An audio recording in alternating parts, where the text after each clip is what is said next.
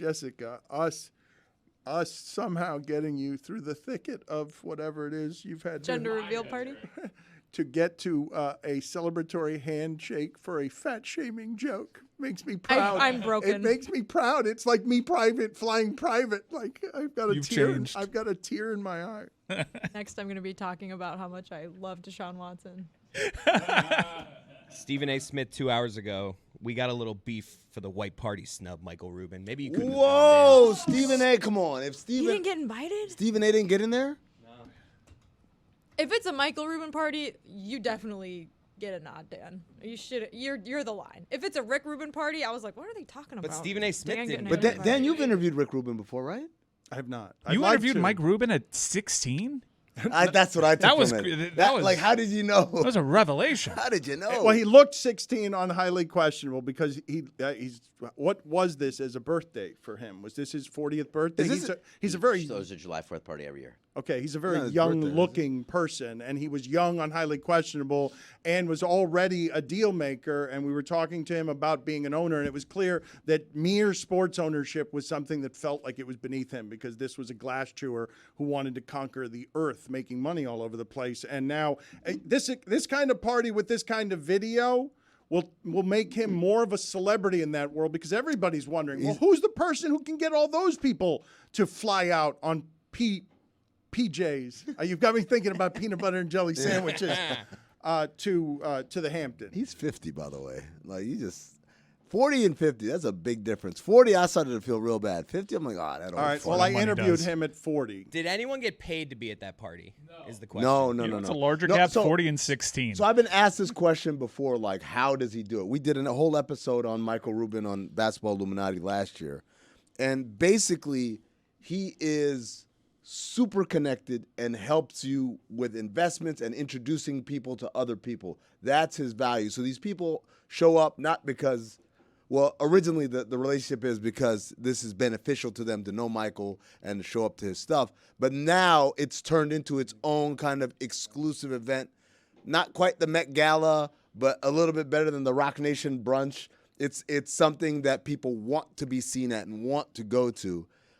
Because I mean, it's also in the Hamptons on July 4th. On July 4th, yeah. Which is historically a big social scene. And the white party is like predated Michael Rubin. Sure. There have been famous white parties at the Hamptons before. Who's the most famous person at this party? Is it Jay-Z? Is it Beyonce? Beyonce. It's Beyonce.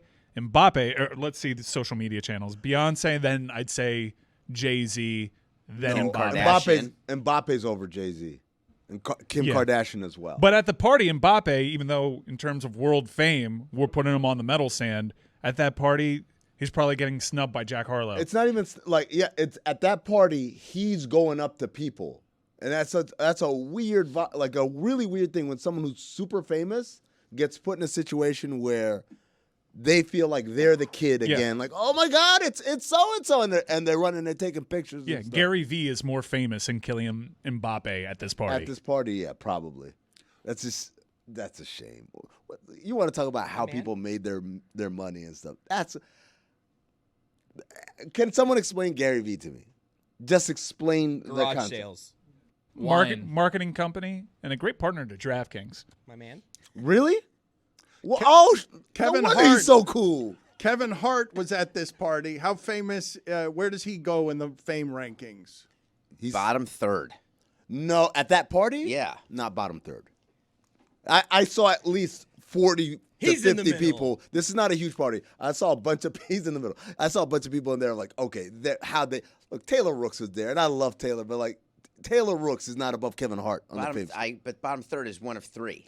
No. So I think every 2 of 3 people more famous than No Kevin way. Hart. No way. Run that video one more time. You think 1 of 3? I think one of certainly not top 10%. I would say he's top third for sure. Every time we watch this video, Jack Harlow. Who are those other two freeze guys? it. Kim Kardashian. Who's that guy? Who are those two guys? Who are these guys? Who are these people? Like these James are all. Corden, Kendall Jenner, Joe Burrow. Joe Burrow's not more Kevin famous than Kevin Durant. Hart. Kevin Durant is more famous. Not a great outfit from Joe Burrow. Robert Kraft is not Tom more Brady. famous Oh, than baby. Robert Kraft is not more Embiid. famous than Kevin Hart. Sorry. Oh, wait a minute. DiCaprio. DiCaprio. Wait a minute. DiCaprio, yes. DiCaprio. DiCaprio, yes. OBJ, no. We're doing IG follows. The Migos, no. Kardashian's the most famous person Justin there. Bieber. Bieber, yes. Way more Winnie famous. Harlow. Bieber, yes. Winnie Harlow, no. Emily Ratajkowski. Tobias No. Harris just must be. Tobias Harris, What am no. I doing here? But French you- Montana, no. but Tiffany you Haddish, want- no. You want to invite me? Lil Kevin Baby, Brooks is no. there, Dan, you could be there. Little baby, no. No, but Kevin Hart? I love Kevin Kevin Hart, Hart. Kevin Hart sells out stadiums to tell jokes. That doesn't happen in the history of comedy. A guy shows up to the Link in Philadelphia and fills it up. That does not happen. What are we talking about? Lil Baby and Drewski and Jack Harlow? Really? Come on. You guys are being ridiculous now. And I love these people, by the way. I have a lot of appreciation for all of these entertainers. They are some of my favorites. But you mean to tell me, Michael Rubin, you're not going to give me an invite? That's preposterous. I'm disgusted with you. I am a legend in Philadelphia, a city where you claim to make a lot of money in, and you sold your stake in the Sixers, and yet you let the city of Philadelphia down by not inviting me. What do you think the line for the bathroom looks like at this party? What do you There's think no the- line. What do you think Sure. the lines People in the bathroom have- look like at that party? Ooh, good one. These Give it people to 'em. have invented ways to pee without urinating that we could never dream of. They have things implanted in their body so they never have to take a dump. It's how like Kirk Herbstreit doesn't sweat on College game day. What's the spread like at this thing? you David think? knows what I'm talking about. There is He's none. nodding his head. No, it's I'm catered. laughing because there were lines in the bathroom, but the amount of work that goes into that party, there's actually places where they're not like, hey, excuse me, where's the bathroom? Like, oh, it's just upstairs to the left, third door. Those conversations are not happening. They bring in Those bathrooms. porta potties, yeah. But But they're the not fancy, exa- the they- fancy it's- porta potty. It's the fanciest of the fancy. It has a sink in there. It's got a Lambo urinal. porta and, potty. Like it's It's even better than that.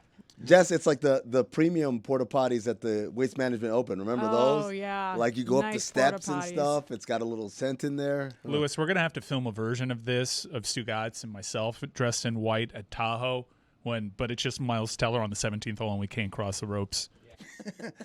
Samson, you seem to have a lot of expertise. Do you want to give us 30 seconds on Maxim? Do you often frequent places around here, or you seem to know what you're talking about when you talk about the most elite of bathrooms that you find at the most elite of parties? Well, that is something that is a differentiating factor for me.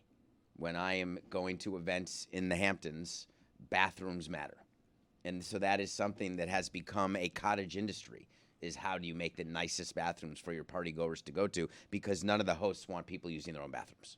If you're incredibly wealthy. Even if not, but So what certainly if so you what are. is the budget for this party if you have to bring in $100,000 in bathrooms? It is more than $3 million. Beyonce is using his bathroom. So that's funny. Yeah. That's a whole different level of fame. Yeah. Who gets to use the actual bathroom? That's a good question. Kevin The Hart does master. not So- get The to master. use the bathroom. So watch this. So I've gone to several mainstream publications, The Guardian, Newsweek. They all seem to publish the same list of names. This is the order. Number 1, Ben Affleck and Jennifer Lopez. Number 2, Great publicists. Jay-Z and Beyonce. Number 3, Tom Brady. Number 4, Justin Bieber. Number 5, Kendall Jenner. 6, Leonardo DiCaprio. 7, Usher. And 8, Kevin Hart. And then it goes to Emily Ratajkowski, I don't know how to say her name, Kim Kardashian, Kylian Mbappe, Joel Embiid, James Harden, Devin Booker, Cami Mendes, Mbappe is not on that tier. Winnie Harlow, Drewski, Jack Harlow, what? Corey Mbappe, Campbell? Mbappe is not 2 tiers away from Winnie Harlow. Dixie D'Amelio, and Fabulous. How did Fabulous get a rep? Attaboy, Fab. She's Yeah. pretty famous, Jess. Did she score a hat trick in the World She's Cup? like an internationally known model. Winnie Harlow. He's an Kylian internationally Mbappe. known star. I'm not saying. I just said she's pretty. I'm not comparing her to Mbappe. Mike- Mbappe has 105 million Instagram Mike is followers. pointing out that no one seems to know how giant soccer is internationally because it's not that giant in America. But Mbappe is absolutely running into people at that party who don't know who he is. Someone's probably asked him, "Hey, where's the bathrooms here?" But you know what? For him, it must be such a cool feeling because everywhere else he goes, he's swamped by people, and here he just gets to be a regular person. It's like Messi coming to Miami for no pressure. That's what you do. Messi's going to get recognized plenty. Who's Dixie D'Amelio? Because now I'm reading Newsweek, TikToker. and they're saying Okay, you can continue to complain about how you're getting old and young people get to make Drewski or Jack Harlow popular. No, But you're Drewski's gonna popular. lose though. You No, understand? I'm not. I look, Drewski and Jack Harlow. I get it. You know why? Because they actually do stuff. They do. Jack Harlow is a music artist. He's got hits. He's been in a But movie. you don't Are you think about they- to do the you- social you media don't thing? think Isn't doing anything? YouTubers and TikTokers, Drew, you no. think they Drew- come by their millions of followers Drew- because they're not doing something No, that's no. speaking to YouTubers and TikTokers? Drewski is a social media person, but he does skits. He's funny. He's He's Takes in his act your, on the he's road? in your algorithm. Like there are people that aren't. In what your does Dixie algorithm. D'Amelio do? I don't. I just know her and her sister are She's a very singer. popular on TikTok. She's She got sings? 22 million followers. No. What does she do? I think she's a singer. Well, Name a song. I don't know. I don't listen to music. I listen to In freaking a meme's podcasts all defe- day and watch Columbo. in a I'm meme's not like the defense, pop culture I believe, expert. I believe she just got huge on social media and then started singing. Kind of one of those. Speak for all young people, Jess. Serpentine. Speak for all TikTokers, all of them. Old man Amin, Grandpa Amin. Name one of her songs. So I saw this video Name the other 3 day, songs. and I had to react. This is Name 3 totally TikToks. relatable. That's not content, ladies and gentlemen. How have we devoted 2 segments to this party? This is disgusting. Because we wish we were You there. had that chef Yeah, we're guy on hating. Cinephobe. What does he do? Well, hold on. He was a chef. That's what he does. He's a chef. Now he's just like, oh, you guys, you're gonna eat that, huh? yeah, Oh, wow. he's amazing at So it what? as a Anyone chef. can make mac and It's cheese. content. That's the point. He's making fun of people making mac and cheese Oh, that looks awfully. gross. Oh, I wouldn't eat that. He's funny, and he's Oh actually wait, it a was chef. that guy who on other people's food. Yes. Oh, that guy's hilarious. He's Wait, a Those literally? are good TikToks. That's a great TikTok if that's his whole gimmick. It's on food That's- and other people makes eat fun it. of them. That's the other algorithm. Relax. Put it on the poll, please, Juju. Did Beyonce take in Michael Rubin's master bathroom? Oh. I thought you said Don't Michael talk Rubin's about mac and Beyonce cheese. like When that. James I don't Corden want us walks, to get canceled. when James Corden walks out of that bathroom, they're like, how did he get in there? How did he get the slow motion and You treatment? mean the party or the bathroom? No one else is going in there after James Corden has walked out either if he spent a lot of time in there. Oh, come on. That's a mean. distasteful Yeah, joke. super That distasteful. is a weight joke. I don't feel you have the credibility to talk distasteful jokes after yesterday. Huh? What was yesterday? We made a lot of train jokes. Oh, I was thinking more sock jokes. Oh yeah, Mike. Yeah. Come on. I'm sorry. That was a joke. Yeah, very distasteful, if you know what I mean. I Don't answer that. Thought about it. want to get to Nick Chubb's lower body strength. Can we please do that? That's Can- a can- can we- combination of words there. Can we do that next, please? I wanted to get to it for 2 segments. I wanted to get to that flabbergasting Nick Chubb video in the weight room, but I forgot that we have Brockmire here. And I don't mean to sound disrespectful there, Brockmire, because Oh, this is going great already. Because why? I am very happy to see you, and you've brought a real life here with your segments with us, and so I'm just happy to see you again. I missed you last week. I'm just glad it's you, Dan. It is really you, right? This isn't some AI trick.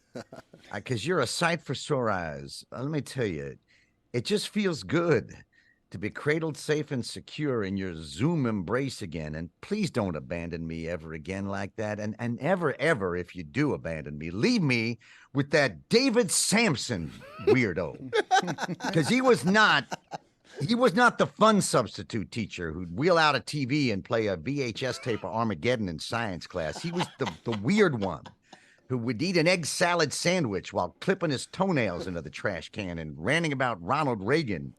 Good God. That is not fair. That's not fair to Samson. He's sitting right here. He's not a weird substitute teacher. What are you talking? Sure he is. You weren't. Look, maybe he's behaving himself right now. He still looks really creepy to me.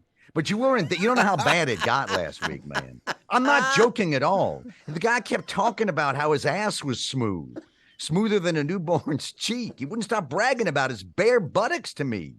You know, there's audio evidence of this. I'm not like making it up in a drunken stupor. Play the clip. Yeah, they must have a You clip. have Play clips? it. You don't You believe have me. clips? You're coming with clips? Play now? David Samson talking about his ass, please. People know very well that my ass is not hairy. I think that was People taken know out of very well. context. I think that was out of context. What do you mean? The context was he's an out of control creep. That was the context. Which reminds me, where's Stugotz? Is he back? Where is he? He is not. He is not. Alas, we don't know where he is. Samson's there and Stugotz is still gone. That's just like fair is foul and foul is fair. And I'm starting to get worried about Stugotz now. I mean, he is coming back at some point, right, Dan? This isn't one of those situations where next week you're going to tell me you sent him to live with a nice family in a farm upstate where he's free to run around and do mushrooms to his heart's content. Please don't abandon him like you abandoned me last week with the creep of the Western world and his smooth ass. Stugotz will be back, and I'm happy that you're happy to see me. Normally, you just insult me, so thank you for that. You can see the depths to which I've sunk. I need the support of a good man like you, especially now, quite frankly, if I could be serious for a moment, because I do have I have seasonal affective disorder, and man, it is walloping me right now. I thought that was a winter affliction, was it not? It normally is. Let me clarify. I have a sports seasonal affective disorder, a very common affliction. This is real. It affects over 20 million American men. It happens when you revolve your life around following the three major sports so that you're never left alone with your anxiety about our increasingly bleak future. And it's a very effective coping strategy for 51 weeks a year. And then there's this one horrific week in July, and we're all plunged into darkness, and it's just a few days away now, Dan. It's not funny. I can hear its heavy steps growing ever closer behind me. And instead of distracting my mind with what happened in last night's game or what's going to happen in tomorrow's game, soon I'm just going to be left staring into the unending void, Dan. Because, you see, if sports can end, here's how my mind works. If sports can end and the world goes on, then sports just don't matter, right? But I base my whole life around sports, which therefore means that I do not matter, Dan. And then bang, okay, here come the intrusive thoughts about how Canada is now constantly on fire, isn't it? See, I'm not like a professional, but that seems bad to me, Dan Le Batard. Because Canada is basically made of wood, right? Which means it's always going to be on fire now. It's never going to stop burning. So my whole climate migration plan is now screwed because I was going to go north. But now it's just as bad up there, right? Okay. No escape, Dan. All of us are doomed. We're doomed. You're spiraling. You need to take a deep breath. You need a drink. You need to meditate. Take a drink, and you got the home run derby, the All-Star game. It's the beginning. It's the beginning. Of next week. The beginning of the what? The beginning of nothing. They don't help. All-Star game and home run. Those are not sports. All-Star game. That's got all the stakes and passion of a spring training game, and the home run derby. You know what that is? That's baseball for people who hate baseball. That's what that is. But I'm going to cling desperately to it and watch every second, because after that, then there's just 2 days of nothing. It's just blackness. 2 days. thinking about how the Supreme Court, they just took away people's rights based on a made-up case. That's what they just did. It's not enough that they're an unelected legislature whose reign only ends in death. No, they got to rub our noses in their illegitimacy by justifying real discrimination with right-wing fan fiction. Discrimination, fan fiction. Just days after their corruption was laid bare for all the world to see. It's all falling apart. You gotta all of it. calm It's falling down. apart, Le You Batard. gotta calm down. Think of better things. Think of Ohtani. Think of Ohtani. You know what? Thank you. I'm gonna take a breath here. I thought you were gonna take a drink. Ohtani's having the greatest season in baseball history. He's leading the league in homers, fourth in strikeouts. He's redefining what is possible, isn't he? He's proof that God is real, is what he is, and he's also a very tall and very beautiful Japanese man. There we go. Think of Ellie De La Cruz. There you go. De La Cruz. Yes. Stealing bases. De La Cruz hitting 450-foot bombs on the regular. The man's a bright, shining light for the future of baseball. All right. Okay, that helped. Thank you, Dan. Wow, that really helped. And to get through this week, I'm going to think of those great players. I'm just going to focus on that. I'm going to think of your friendship too, Dan, because you've been a good friend. And I'm probably going to do enough horse tranquilizers to kill Secretariat a second time as well. Yeah. Now that's going to be a deep K-hole. That K-hole is going to be so deep, I might actually find Stugotz in there. All right, good. We got your mood better here now talking about sports. Last week, I think you were among the first. You beat the national media to the story of criticizing the idea of Damian Lillard to the Heat. You were first, Brockmire. You still feeling good? Well, yeah, but apparently Pat Riley's in a Miami basement somewhere working up the first 5-team trade in history to turn into Shinola. So I guess maybe there's a chance. But you see, part of Dame's leverage there is his stated unhappiness in playing anywhere but Miami. Problem with that is I don't believe he'd ever do anything but play winning basketball wherever they sent him. Because he's no James Harden, Dame. Because when that bearded man stares at you with his dead eyes and promises that he's going to quit out there, oh boy, you know he means it. That is a man who puts his whole ass into half-assing it. Having no shame, that makes you a very dangerous man. Or at least, well, that's what the Metal HR people keep telling me. Can you give me any of your thoughts? You're a media expert. You've been in this game a long time. The ESPN layoffs. What do you think about what happened there? Well, at the risk of getting upset again, I think it was a sad day for anybody who follows sports because some of the best got laid off there, and that's a terrible shame. I mean that because there are far, far more deserving candidates to be fired than them. All right? Yeah. Okay, and you know that's true, Dan. In fact, let's go top 5. Top 5 ESPN personalities still employed who should have been let go instead. And Dan, I want you to go first. No, let's do a draft. Let's do a draft instead. Or as Simmons copyrighted all the stupid imaginary drafts. No, I'm not playing this game with you, Brockmire. Oh, yes, you are. Come on, you're playing. No. Oh, I know though. No. You have a number 1. Yeah. It's in your mind right now. It's burning a hole in your pocket. I'm not going to do it with you. I'm not going to do it publicly. Okay, well, maybe off the air. Will you at least admit on air that you're pretty happy you jumped ship when you did? Because you were the rat on the Titanic that did not like the look of that iceberg. Boy, if I ever see you hop on to some other outlet now, I will know to short the stock of the good people at DraftKings. I was asking for your opinions. A fat rat? I mean, thank you. I can't believe I didn't say that. I want to go on record saying I didn't say fat rat. Whoever just fat shamed. Thank you. I was thinking it though. I was asking you about the overall media landscape, not just the general firings and names of more people who should be fired. The overall media landscape. Well, okay. I think that the entertainment industry abandoned an advertising model of guaranteed profit to chase the infinite growth of Netflix and its subscription model, only to find Netflix to watch them double back and embrace an advertising model again. And now all these genius CEOs who just f***ed it all up and lost a couple $12 billion are now covering their asses by firing people or burying the very work they greenlit to get some tax write-down. And in the case of ESPN specifically, Disney's firing folks, not because they were overpaid, no, because they were properly paid, because through their talent and years of excellence, they've been compensated greatly. That was their great crime, which makes me despair, Dan, for a future where those in power sacrifice everything that's good for just anything that's cheaper. They're trying to do it right now with AI, replacing all art with a computer regurgitation, because programs don't have unions, do they, Dad? Okay, you're spiraling They don't. again. I just called you Dad, and your name's Dan. You're You spiraling. my daddy? You might be. It's because you're I've spiraling. done it too. It's because you're spiraling again. Get a hold of yourself. That was a weird overshare by Lord of the Rings nerdy lady that she calls you Dad. Now I'm freaked out by that. I mean, it happens. It's like the same number of syllables, same first 2 letters, and then sometimes you just say dad. You kind of bleed it out there like a sheep, like a wounded sheep.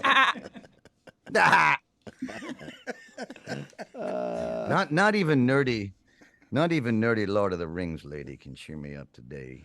I'm just gonna. Will you? The Shohei and De La Cruz. Wait a minute. Let me Yes. re-regulate. You breathe in Shohei and out De La Cruz. Shohei, De La Cruz. Man, mid-July. It's just, I apologize to everybody over there. It's a dark time for me. I appreciate everybody's patience. By the end of next week, baseball is going to be back, and I'll be able to distract myself from the knowledge that what are we doing, Dan? We're impotently watching late-stage capitalism commit planet-wide ritual suicide. Okay? But pretty soon, NFL training camp will start up, and Aaron Rodgers will say something insane, and everything will be all right again. All right, excellent. Good close there. Good dismount.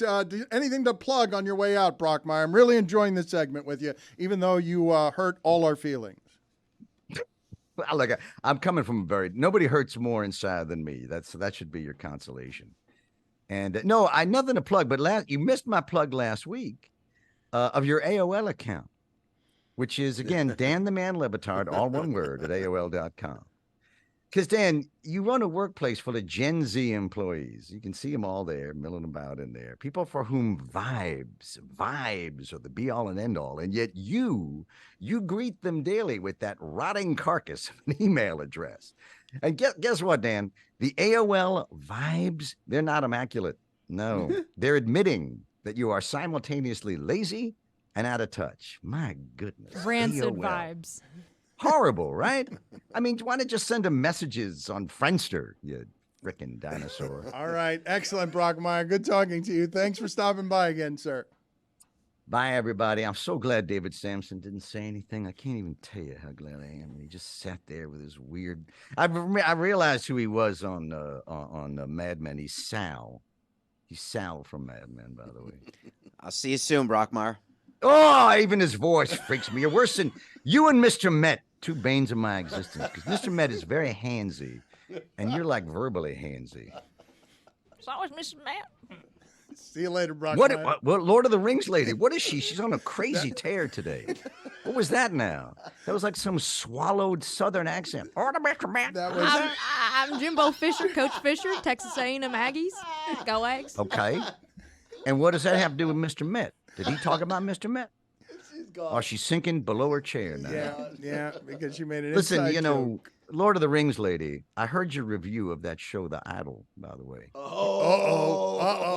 Wow. You really didn't like that. You like Mad Men? You like the Lord of the Rings? Didn't care for The Idol. Did you hate all of The Idol equally, or did you find any character or piece of The Idol a little bit David better Samson than didn't like it either. Oh, wow. Well, I would expect that from weird, soulless Sal from Mad Men. With his a very smooth nice bottom. ass. Yeah, with his lovely, there it is. Now it's nice. Oh! Actual sexual harassment's now part of the show. Thanks to David. See you later, Brockmire. Thank you, sir. Goodbye.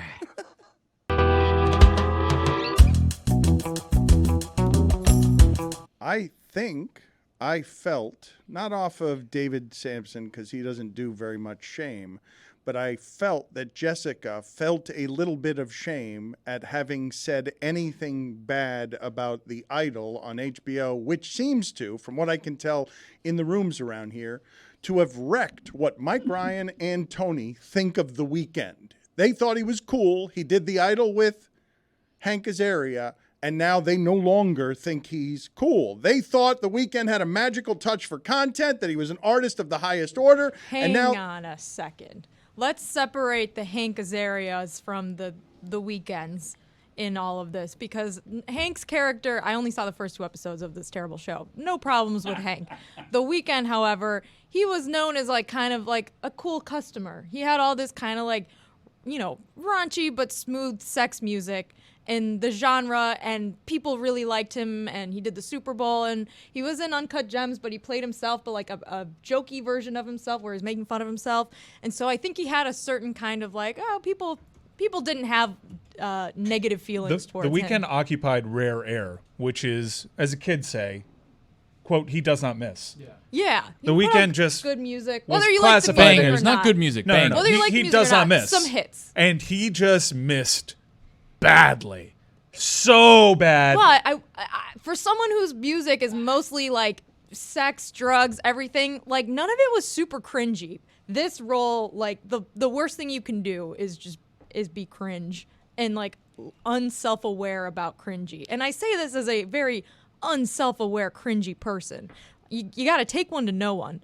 And so now everyone is like, wow, you listen to the music now, and it's like the same genre of the show, which is like the music industry, sex, like all drugs, all of these things I've already mentioned. And now you're like, ugh, when he's not singing it, it's kind of yucky. He's not good at that. Tony, I'm curious to hear your thoughts because, like, The Weeknd was known as this tastemaker, known as a guy that does not miss. He's had a weird time. If you follow him on social media, he's never really had to deal with a public failure like this. And he's trying to rationalize that the character is supposed to make you feel cringe. The character is actually crafted that way. But you feel secondhand embarrassment when, and I haven't even seen the show, I've just seen clips.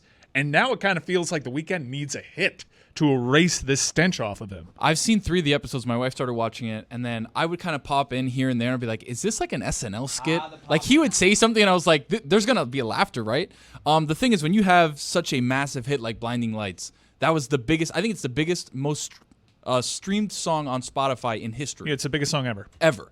And you have somebody who has just always been, if you have him on the hook, your song's a banger. He makes bangers. His albums are good. Everything's good. And then you see him do this role, and you're like, oh, wait, is that really you? So I've found myself listening to The Weeknd's music, and I'm like, ooh, I don't like this. I think I'm out. The power of one bad choice in drama, or comedy, however you want to call the Idol, is enough to wipe away a lifetime of fandom. It's enough to give me reasonable doubt. That's disappointing. I'm stunned. It's also the ponytail. I'm stunned that a body of work and in art that is excellent would be that flimsy, that entering a sphere outside of your art would make anyone think of him that way. I'm simply stunned that we can erase. It's really hard to make hit music.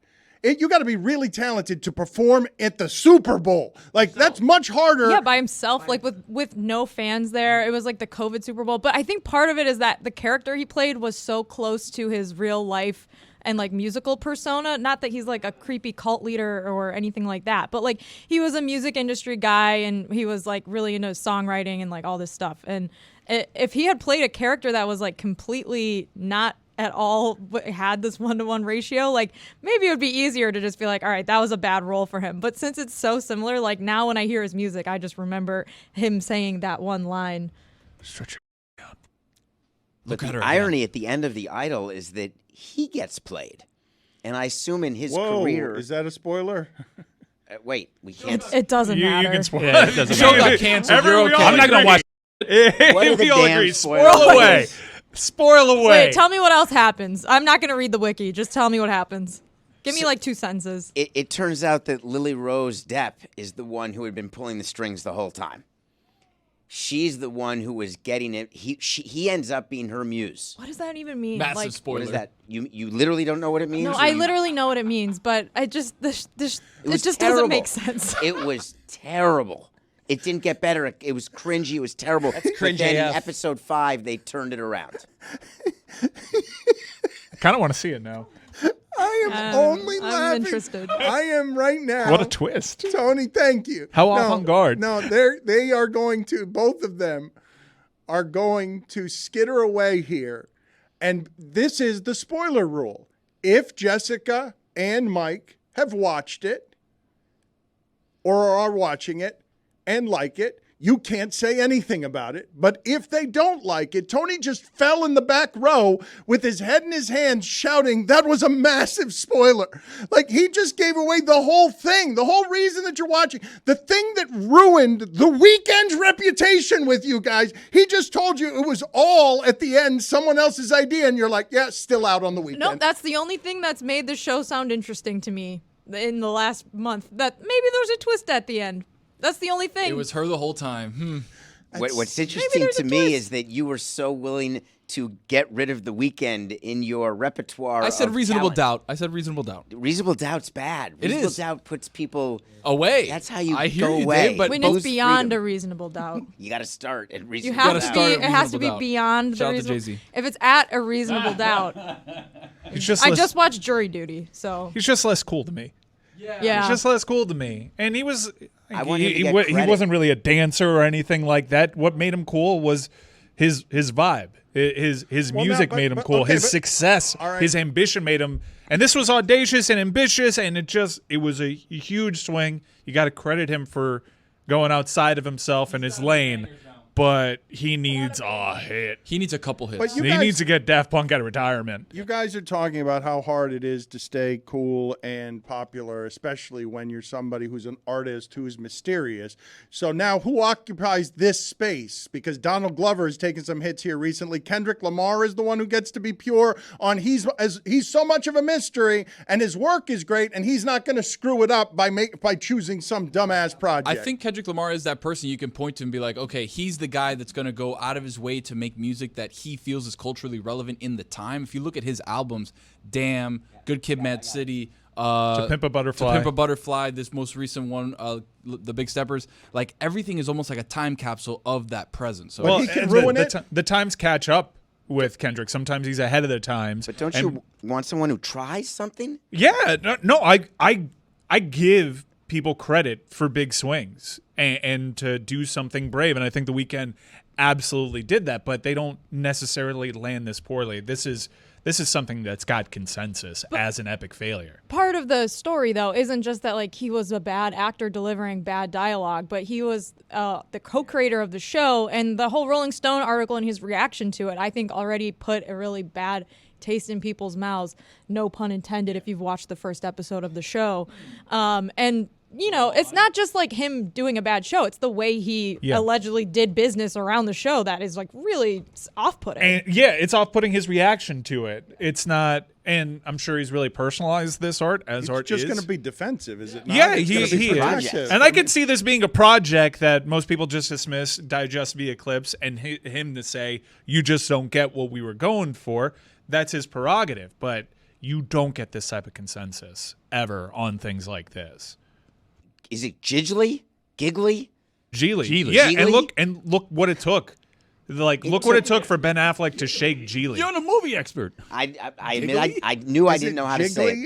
it. Is that what he said? Is it jiggly? Jiggly Juice or- Bigelow.